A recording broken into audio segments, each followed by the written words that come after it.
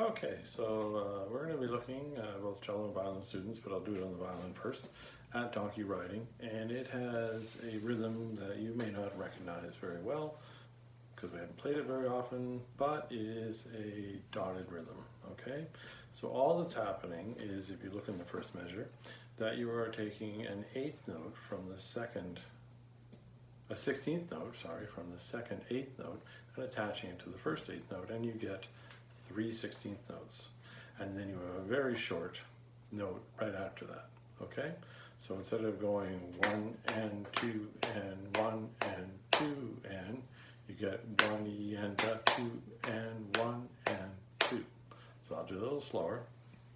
Instead of having 1 and 2 and 1 and 2 and, you have, counting 16th notes, 1 E and a, 2 and 1 and 2 and.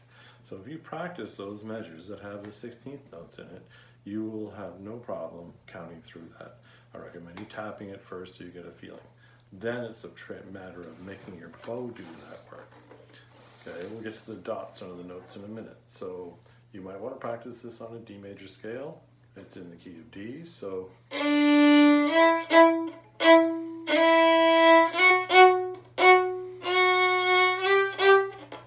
and so on, okay? So it's also known as a hooked bow because you're hooking that little short note on the end of the bow.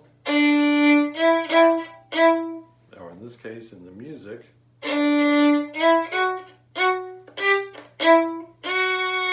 okay? So practice that. Long, short. And we have off the bow, okay? The dots add a little bit of interesting character to the notes. You're off the string, so you're going to lift the bow very shortly. Then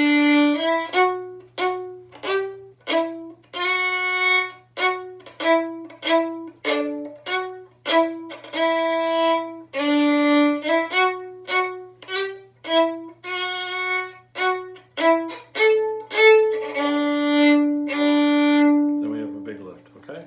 So you want to practice that very carefully. You need to have very good bow control. Don't get too far away from the frog. You'll lose control of the bow. Stay in this lower half so you can keep articulation and control of your bow when you're doing those short notes, okay? So give it that try and see what you can do.